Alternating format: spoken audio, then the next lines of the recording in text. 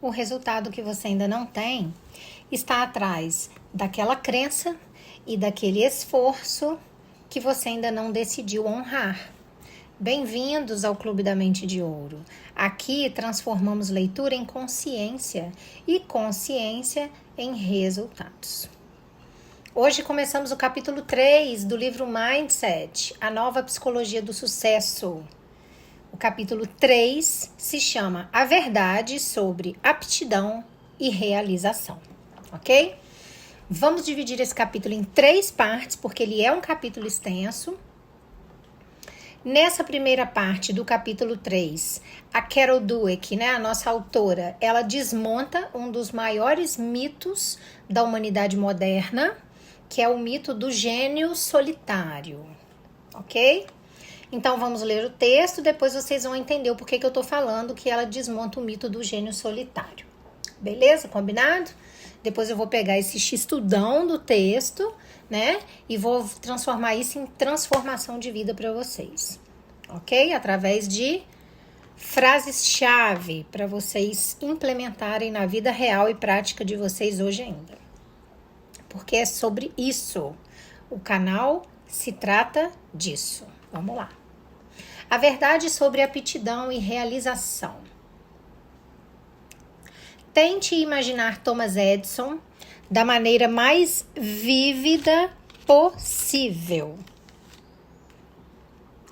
Pense no lugar em que ele está e no que ele está fazendo. Estará sozinho? Eu fiz essas perguntas a várias pessoas e elas sempre diziam coisas assim. Está em sua oficina rodeado por vários aparelhos. Trabalha no fonógrafo fazendo experiências. Conseguiu. Está sozinho? Sim, está fazendo tudo sozinho porque só ele sabe o que está buscando. Está em Nova Jersey. Está numa sala parecida com um laboratório vestindo um jaleco branco. Está curvado sobre uma lâmpada. De repente a lâmpada funciona. Está sozinho? Sim. É um sujeito meio arredio que gosta de fazer suas experiências sozinho. Na verdade, os registros mostram uma pessoa bastante diferente, que trabalhava de maneira diversa. Thomas Edison não era um homem solitário. Ponto. Para a invenção da lâmpada, ele empregou 30 assistentes, inclusive cientistas competentes, muitas vezes trabalhando dia e noite num laboratório moderníssimo financiado por uma empresa. Vocês sabiam disso? As coisas não aconteceram de repente. A lâmpada elétrica se tornou o símbolo daquele momento único em que aparece a solução brilhante, mas não houve um momento singular de invenção. Na verdade, a lâmpada não constitui um único invento. Ela representa todo um conjunto de invenções que exigiram muito tempo, cada qual a cargo de um ou mais químicos, matemáticos, físicos, engenheiros e sopradores de vidro. Thomas Edison não era um amador engenhoso, nem um sábio do outro mundo. O chamado feiticeiro de Menlo Park era um empresário sagaz que tinha perfeita consciência do potencial comercial de suas invenções. Também sabia lidar com a imprensa e às vezes passava à frente de outros ao se apresentar como o inventor de alguma coisa porque sabia como se promover. Claro, Thomas era um gênio, mas nem sempre era genial. Seu biógrafo, Paul Israel, investigando todas as informações disponíveis, acredita que ele tenha sido uma pessoa mais ou menos comum de seu tempo e lugar. Quando jovem, interessava-se por experiências e aparelhos mecânicos, talvez com mais avidez do que a maioria das pessoas. Mas as máquinas e a tecnologia faziam parte da experiência comum dos rapazes normais do meio oeste norte-americano. O que acabou por distingui-lo foram o seu mindset e a sua tenacidade. Ele nunca deixou de ser um menino curioso, que gostava de mecânica e procurava novos desafios. Muito depois que outros jovens já haviam adotado os papéis que desempenhariam na sociedade, ele viajava de trem, de cidade em cidade, para aprender tudo o que pudesse sobre telegrafia, tornando-se cada vez mais capacitado entre os telegrafistas por meio de incessante autodidatismo e invenção. Mais tarde, para a grande decepção de suas esposas, o autodesenvolvimento e as invenções continuaram a ser o seu grande amor, porém unicamente em seu campo de atuação. Há muitos mitos sobre capacidade e realização, especialmente os que falam do indivíduo brilhante e solitário, que de repente produz coisas maravilhosas. Mas a obra-prima de Darwin, A Origem das Espécies, exigiu anos de trabalho de equipe em campo, centenas de debates com colegas e mentores, rascunhos preliminares e metade de uma vida de dedicação, até que tudo pudesse dar frutos. Mozart trabalhou por mais de 10 anos até produzir qualquer uma das obras que hoje admiramos. Antes disso, suas composições pouco tinham de original ou interessante.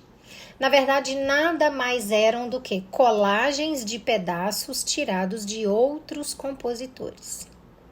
Este capítulo trata dos verdadeiros ingredientes da realização. Trata dos motivos pelos quais algumas pessoas conseguem realizar menos do que se esperava delas e outras conseguem mais. Primeiro título: Mindset e desempenho escolar. Desçamos da esfera celestial de Darwin e Mozart e voltemos à Terra a fim de ver de que forma as atitudes geram as realizações na vida real. É engraçado, mas acompanhar o desenvolvimento de um aluno no mindset de crescimento me causa maior impacto do que todos os relatos a respeito de pessoas como Mozart e Darwin. Talvez porque tenha mais a ver com você e comigo, mais a ver com o que nos aconteceu e com as razões que nos fizeram chegar ao lugar em que estamos. E também tem a ver com as crianças e o seu potencial. De volta à Terra, verificamos os mindsets dos alunos durante a transição da escola de ensino fundamental para de ensino médio. Acreditavam que a sua inteligência era uma característica fixa ou algo que poderiam desenvolver. Depois os acompanhamos durante 2 anos. A transição para o ensino médio é uma época de grande desafio para muitos estudantes. As tarefas ficam bem mais difíceis, os critérios de avaliação mais severos e o ensino muito menos personalizado. E tudo isso acontece no momento em que os alunos estão às voltas com seus novos corpos e papéis de adolescentes. As notas ficam prejudicadas, mas o desempenho dos alunos não apresenta os mesmos prejuízos. Realmente não. Em nosso estudo, só os alunos de mindset fixo apresentavam declínio nas notas. Houve uma redução imediata e gradual, mas indiscutivelmente, seu desempenho foi ficando cada vez pior durante os 2 anos. Os de mindset de crescimento tiveram aumento em suas notas durante esse período. Ao chegarem ao ensino médio, os desempenhos anteriores dos 2 grupos eram praticamente uniformes. No ambiente mais afável da escola fundamental, haviam obtido notas e avaliações idênticas nas provas. Somente ao enfrentarem o desafio do ensino médio, começaram a se diferenciar. Eis as explicações que os estudantes de mindset fixo deram para as suas notas ruins. Muitos culparam suas capacidades. Sou o mais burro ou não dou para matemática. E muitos ocultaram seus sentimentos, culpando outra pessoa. O professor de matemática é um gordo safado e o professor de inglês é um porcalhão. Ou ainda, o professor é um drogado. Essas interessantes análises do problema dificilmente proporcionam um bom roteiro para o êxito futuro. Com a ameaça do fracasso, os alunos de mindset de crescimento, ao contrário, mobilizaram seus recursos para o aprendizado. Disseram-nos que, às vezes, também se sentiam sobrecarregados, mas a sua reação era resistir e fazer o que fosse necessário. Eram como George Danzig. Quem? George Danzig Era aluno de graduação em matemática em Berkeley. Certo dia, como de costume, chegou atrasado à aula de matemática e rapidamente copiou do quadro negro os 2 problemas do dever de casa. Quando mais tarde tratou de resolvê-los, achou-os muito difíceis e levou dias se esforçando até encontrar a solução. Na verdade, os problemas não eram um dever de casa, e sim 2 famosos problemas matemáticos que jamais haviam sido resolvidos. Próximo título, a síndrome do menor esforço. Nosso grupo de alunos de mindset fixo que enfrentava a transição a considerava uma ameaça. Ela continha o risco de arrancar as suas máscaras e transformá-los de vencedores em perdedores. Com efeito, no mindset fixo, a adolescência é um grande desafio. Serei inteligente ou burro? Serei bonita ou feia? Sou bacana ou sou um nerd? Sou vencedor ou perdedor? No mindset fixo, um perdedor será sempre um perdedor. Não admira que muitos adolescentes mobilizem seus recursos não para aprender, mas para se proteger. Uma das muitas formas que utilizam para isso, além de fazer apreciações pouco lisonjeiras sobre os professores, é não se esforçar. Isso ocorre quando alguns dos estudantes mais brilhantes, como Nadia Salerno-Sonnenberg, simplesmente deixam de se empenhar. Com efeito, alunos de mindset fixo nos dizem que seu principal objetivo na escola, além de parecerem inteligentes, é fazer o mínimo esforço possível. Concordam veementemente com as afirmações como as seguintes: na escola, meu objetivo principal é fazer as coisas da maneira mais fácil possível, então eu não preciso me empenhar muito. Essa síndrome do menor esforço frequentemente é vista como uma forma de afirmação da independência dos adolescentes em relação aos adultos, mas é também uma maneira pela qual os alunos de mindset fixo se protegem. Acham que os adultos dizem, agora vamos avaliar você e ver do que é capaz. E respondem, nada disso. John Holt, o grande educador, diz que esses são os truques que todos os seres humanos usam quando outros os estão julgando.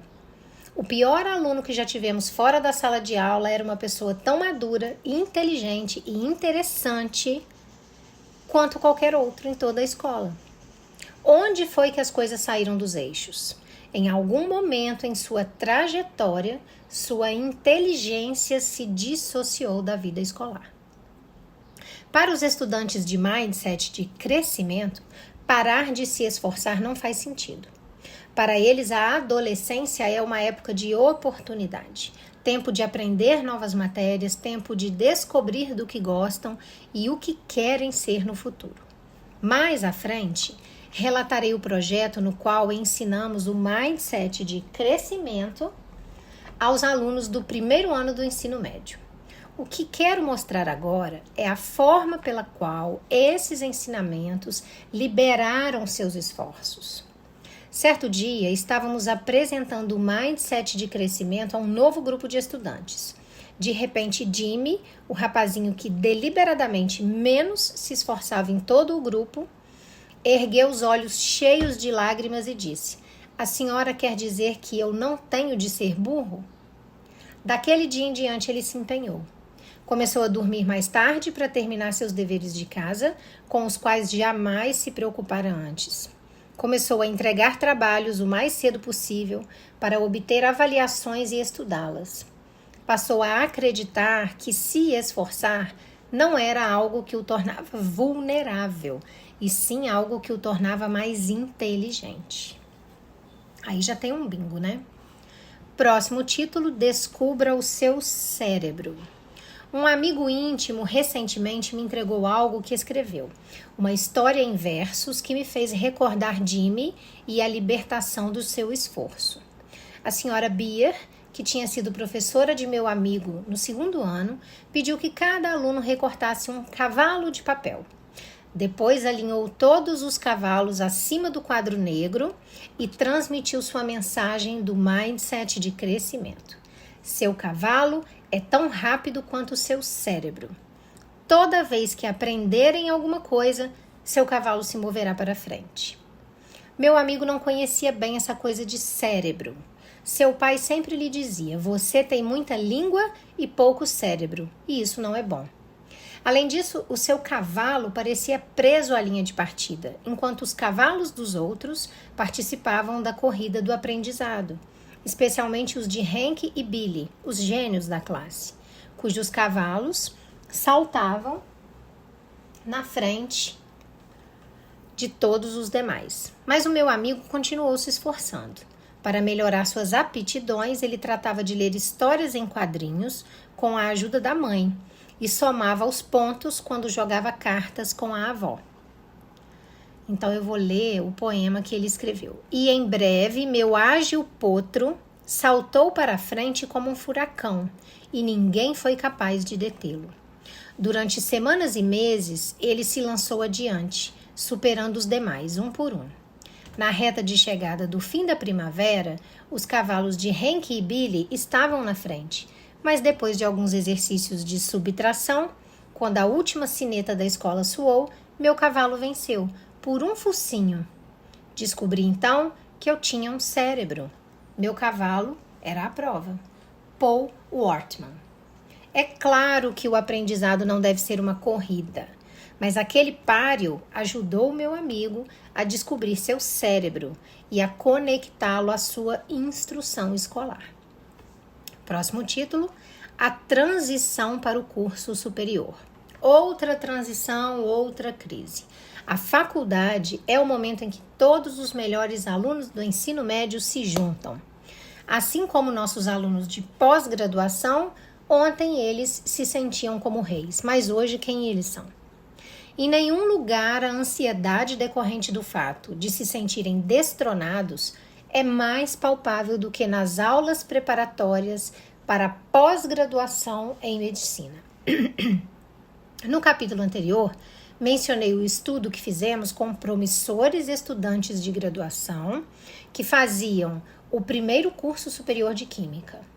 Esse curso é que lhes proporcionaria ou negaria a entrada no currículo preparatório de medicina, e sabe-se que os alunos farão tudo o que puderem para se dar bem nele. No início do semestre, verificamos os mindsets dos estudantes e em seguida os acompanhamos durante o curso, observando as suas notas e fazendo perguntas sobre o andamento de seus estudos e sobre suas estratégias.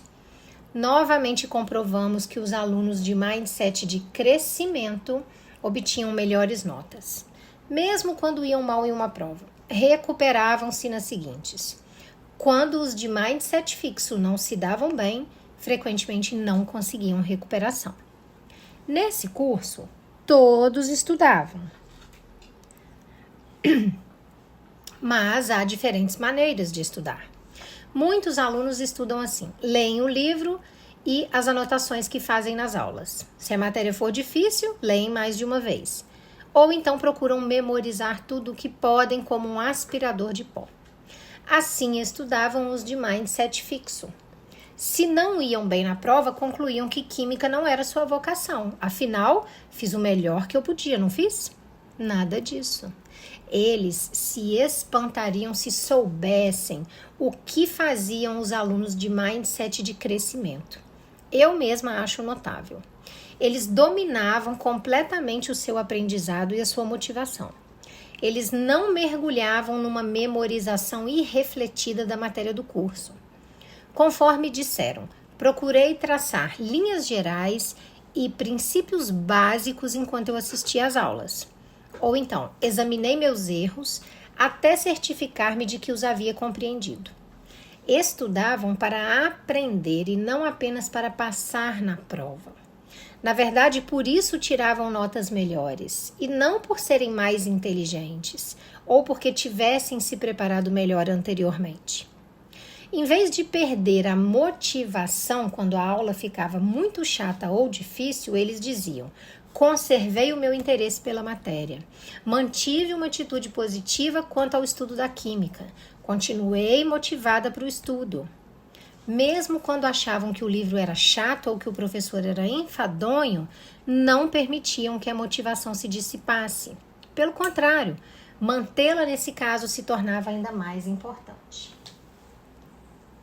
Recebi um e-mail de uma de minhas alunas de graduação, pouco depois de lhe haver ensinado o mindset de crescimento.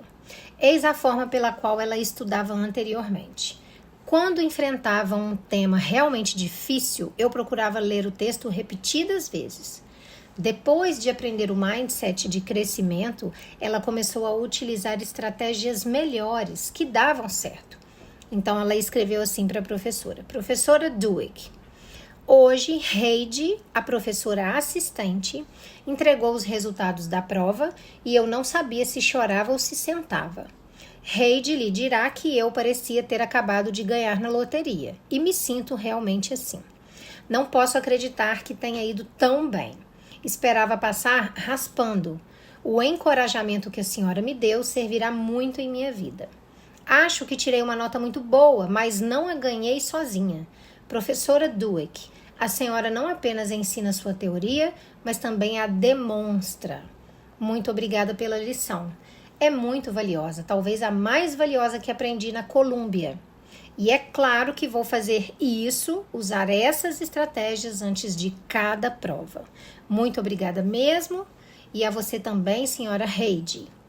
Da já não mais impotente Juni. Por raciocinarem em termos de aprendizado, as pessoas de mindset de crescimento percebem todas as diferentes formas de adquirir conhecimento. É estranho. Nossos estudantes de preparação para a medicina fariam qualquer coisa para conseguir uma boa nota, menos dominar o processo que assegura esse resultado.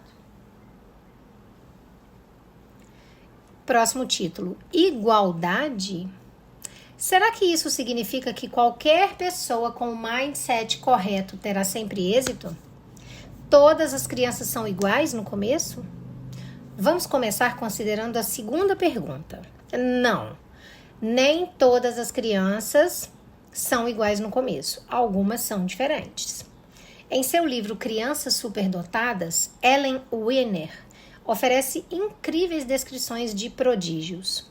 Há crianças que parecem já nascer com capacidades desenvolvidas e interesses obsessivos e que se tornam espantosamente bem-sucedidas ao perseguir sem parar esses interesses. Michael era um dos mais precoces. Brincava constantemente com letras e números, fazia infindáveis perguntas aos pais e falava, lia e lidava com matemática desde a mais tenra idade. A mãe de Michael contava que aos 4 meses ele falou: mamãe, papai, o que temos para o jantar? Aos 10 meses, espantava as pessoas no supermercado lendo palavras nos letreiros. Todos achavam que a mãe era ventríloca. O pai conta que aos 3 anos ele não apenas fazia cálculos de álgebra, mas descobria e demonstrava regras algébricas. Todos os dias, quando o pai chegava do trabalho, Michael o puxava para os livros de matemática dizendo: papai, vamos trabalhar. Ele deve ter nascido com alguma aptidão especial, mas para mim, sua característica mais visível era o extremo amor pelo aprendizado e pelo desafio. Os pais não conseguiam afastá-lo de suas exigentes atividades. O mesmo é verdade em relação a todas as crianças prodígio que Ellen nos apresenta. Na maior parte das vezes, as pessoas acreditam que o dom é a própria aptidão. Mas o que a nutre é aquela curiosidade constante e infinita, além da busca do desafio. Será capacidade ou mindset? Mozart teria aptidão musical ou se exercitava até deformar as mãos? Darwin teria aptidão científica ou colecionava espécimes constantemente desde os primeiros anos de sua infância? Fossem eles prodígios ou não, todos nós temos interesses que podem se transformar em aptidões. Quando eu era criança, as pessoas me fascinavam, especialmente os adultos. Eu ficava imaginando como é que eles funcionam. Com efeito, há alguns anos, um primo me recordou de um episódio ocorrido quando ambos tínhamos 5 anos. Estávamos na casa de minha avó e meu primo tinha brigado com a mãe porque queria comer algumas guloseimas. Mais tarde, nós dois nos reunimos na varanda da frente e eu disse a ele: não seja tolo. Os adultos gostam de achar que quem manda são eles. Diga que sim e coma o que quiser quando tiver vontade. Seriam essas as palavras de uma psicóloga desabrochando? Só sei que meu primo me disse que esse conselho lhe foi muito valioso. É interessante assinalar que ele se tornou dentista. Próximo título: todos podem se dar bem? Voltemos agora à primeira pergunta. Todos são capazes de grandes façanhas usando o mindset correto? Você conseguiria entrar na pior escola do ensino médio do seu estado e ensinar aos alunos cálculo de nível universitário? Se conseguisse, uma coisa ficaria clara.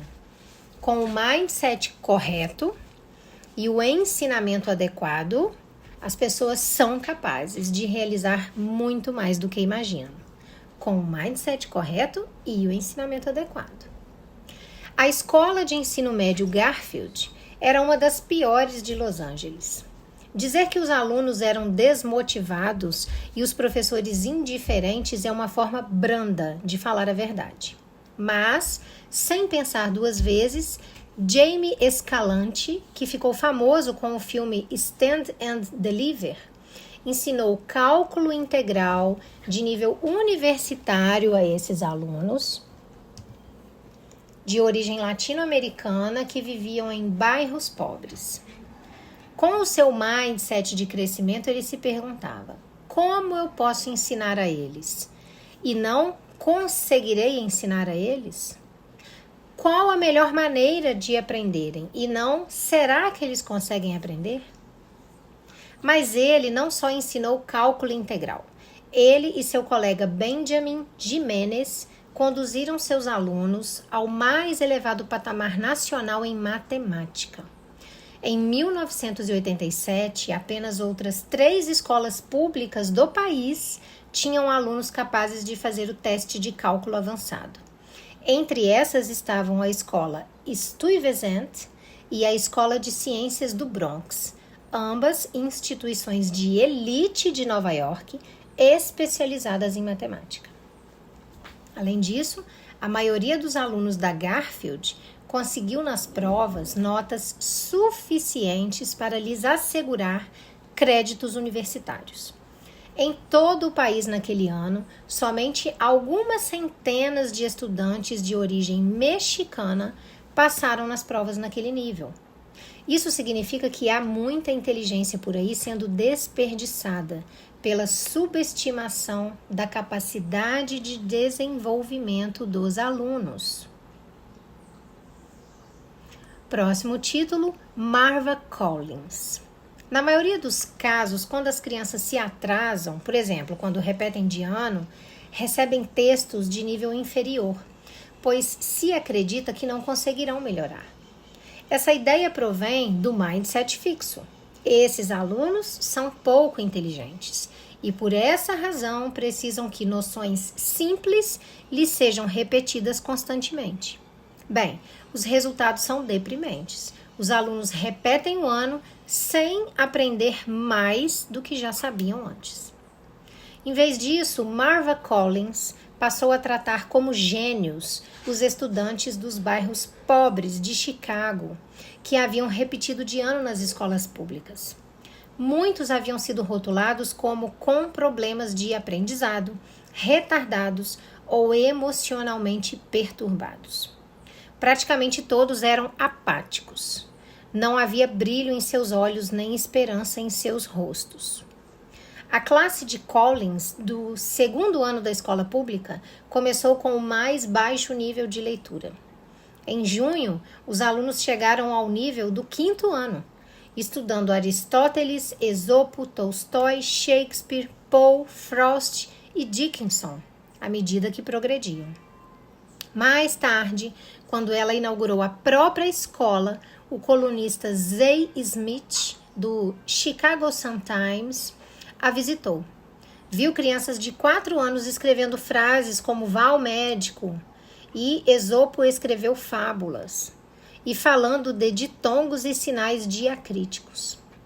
Observou alunos da 2ª série recitando trechos de Shakespeare, Longfellow e Kipling. Pouco antes, visitaram uma escola em um subúrbio rico, na qual os alunos nunca tinham ouvido falar em Shakespeare. Ora bolas, disse um dos alunos de Collins, você está dizendo que esses meninos da escola rica não sabem que Shakespeare nasceu em 1564 e morreu em 1616? Os alunos leem muito, mesmo durante as férias. Um menino de 6 anos que entrou para a escola com um rótulo de retardado, 4 anos mais tarde já lera 23 livros nas férias, inclusive um conto de 2 cidades e Jane Eyre. Eles leem com profundidade e compreensão. Quando crianças de 13 e 4 anos estavam lendo sobre Dédalo e Ícaro, um dos mais velhos exclamou, professora, se não aprendermos e nos esforçarmos, acabaremos fazendo um voo de Ícaro para lugar nenhum. Eram comuns, calorosos debates sobre Macbeth. Alfred Binet acreditava ser possível transformar qualitativamente o cérebro de uma pessoa. É claro que é possível. O cérebro daquelas crianças tinham sido transformados. Quer as avaliássemos pela amplitude de seus conhecimentos, quer por meio de testes padronizados. Benjamin Bloom, eminente pesquisador em educação, estudou 120 pessoas de extraordinário êxito. Eram pianistas de concerto, escultores, nadadores olímpicos, tenistas de categoria mundial, matemáticos e neurologistas pesquisadores.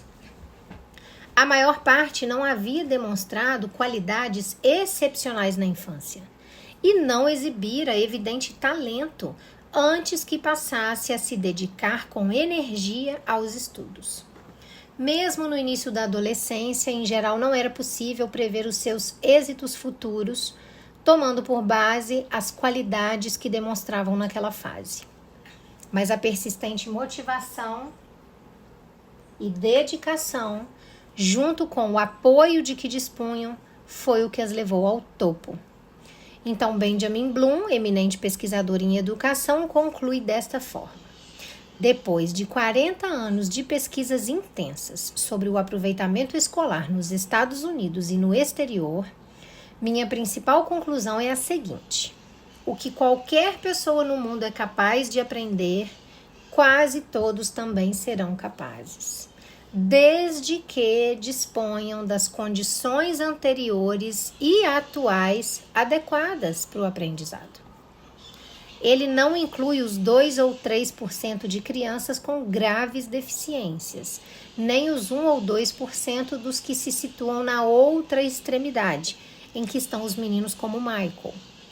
Todos os demais entram em seu cálculo, ok? Então, a leitura hoje termina aqui. No próximo vídeo, a gente continua a parte 2 do capítulo 3. Agora eu vou destrinchar isso tudo aí para vocês. Então, lembra quando eu falei que para abrir esse capítulo, a Carol Dweck desmonta um dos maiores mitos da humanidade moderna, que é o mito do gênio solitário, né? Vocês perceberam na leitura, né? Quando a gente pensa em Thomas Edison, quase todo mundo imagina a mesma coisa. Ele sozinho no laboratório, vestindo um jaleco branco, curvado sobre uma lâmpada e de repente, eureka, a ideia genial aparece.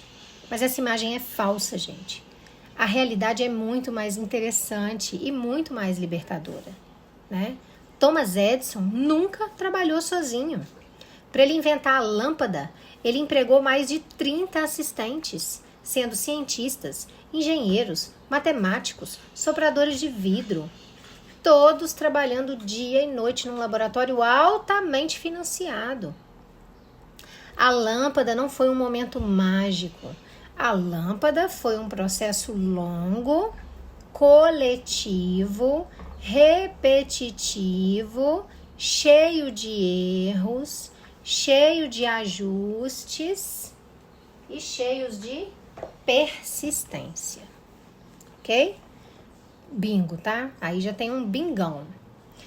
Thomas Edison não era um gênio isolado do mundo. Ele era um homem curioso, ele era um homem persistente, ele era um homem estrategista e com um mindset extremamente orientado para o aprendizado e para o desafio, ok? Então, eu quero que vocês entendam que o diferenciava não era um dom sobrenatural, era tenacidade. Ele era tenaz, ok? E aí a autora, a Carol Dweck, ela faz uma coisa muito poderosa nesse momento do livro. Ela nos mostra que a realização, ela não nasce de aptidão pura. Ela nasce da combinação de interesse, esforço contínuo, aprendizado deliberado e uma mentalidade correta. Bingo? Super bingo, né? O mesmo vale para Charles Darwin. A origem das espécies não surgiu de um lampejo brilhante. Não, foi o resultado de anos de observação, debates, rascunhos, trabalho em equipe e revisão constante. E Mozart? Antes das obras-primas, ele passou mais de 10 anos compondo músicas comuns, copiando estilos, aprendendo, errando, ajustando. Então entendam que a genialidade ela não aparece pronta. Ela é construída. Bingo. E esse capítulo número 3, ele existe para responder a pergunta que eu vou fazer agora. Olha só. Por que algumas pessoas realizam menos do que se esperava delas e outras realizam muito mais? É para isso que ela escreveu esse texto, né? A resposta não está apenas na aptidão. A resposta está no mindset dessa pessoa.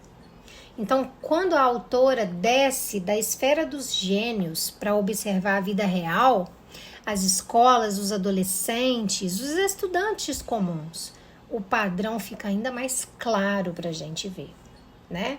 Durante a transição do ensino fundamental para o ensino médio, alunos com mindset fixo começam a cair. Mas não porque ficaram menos inteligentes, e sim porque eles passaram a interpretar dificuldades como prova de incapacidade. Bingo! O que eles falavam? Eu sou burro, eu não levo jeito para matemática, ou então o professor é horroroso, né? Essas explicações simplesmente não resolvem o problema. Elas apenas protegem o ego às custas do crescimento. Já os alunos com mindset de crescimento, mesmo se sentindo sobrecarregados, eles fazem diferente. Eles resistem, eles ajustam as estratégias e eles continuam aprendendo.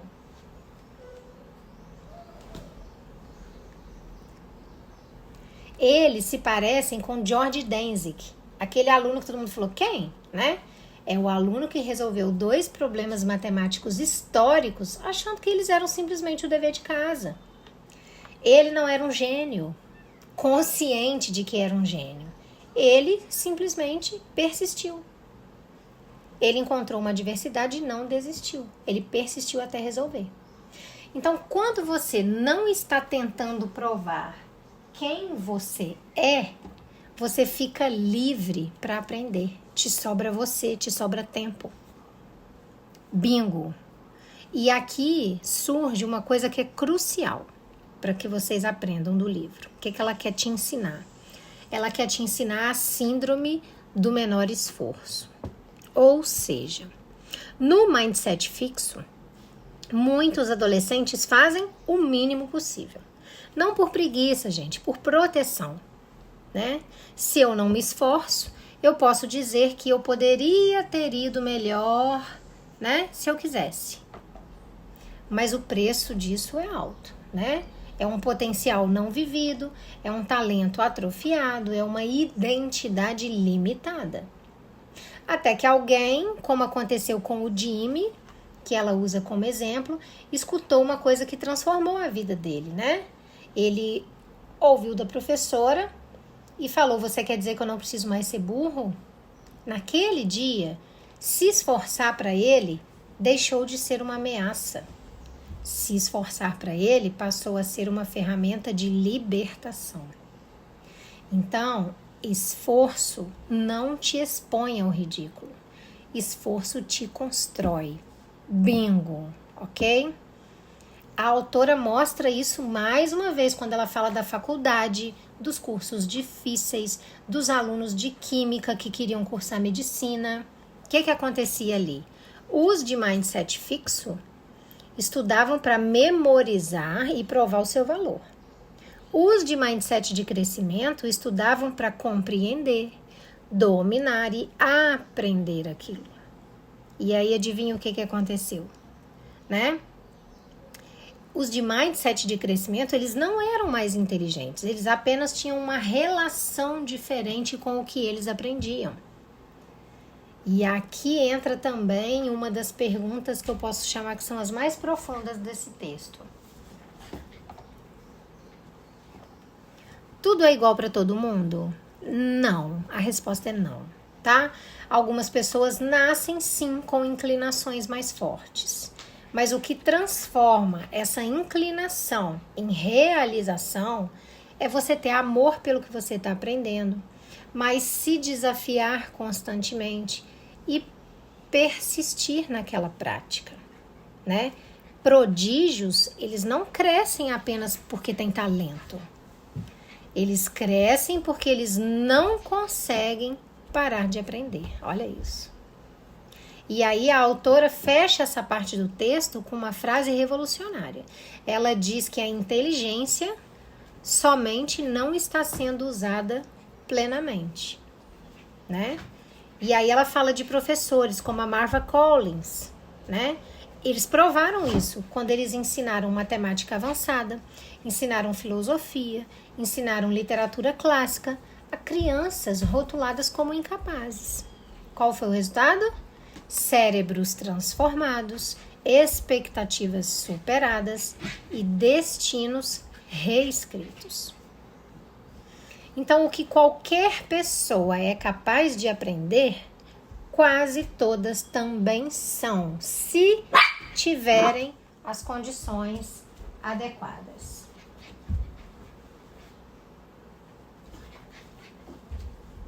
Agora reflete comigo. Vou fazer algumas perguntas para nós todos. Né? Você pensa na sua vida, eu penso na minha. Em que área da sua vida que você confundiu dificuldade com incapacidade? Só era difícil, não era impossível. Onde que você tem feito o mínimo esforço para proteger sua autoimagem?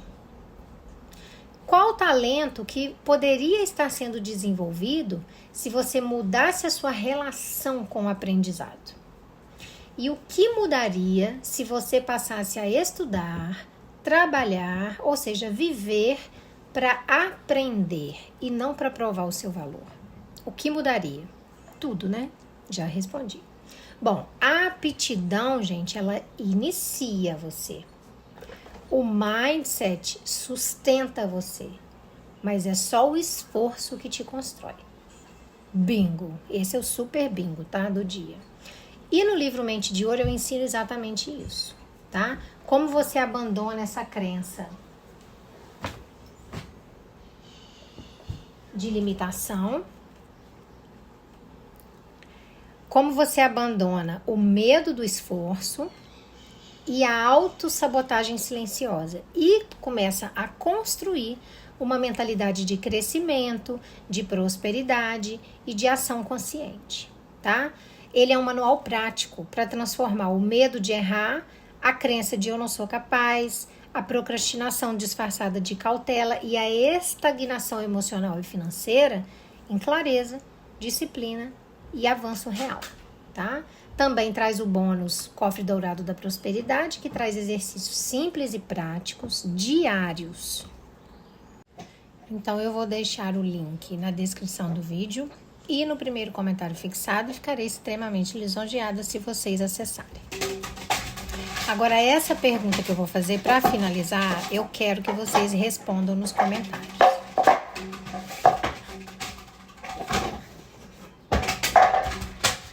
Em qual área da sua vida você decide trocar o rótulo de eu não levo jeito pela decisão de aprender? Bom, você está no Clube da Mente de Ouro. Aqui não tem teoria vazia. Aqui você não aprende para parecer inteligente. Aqui você aprende para crescer, prosperar e se tornar quem você foi chamado para ser, ok?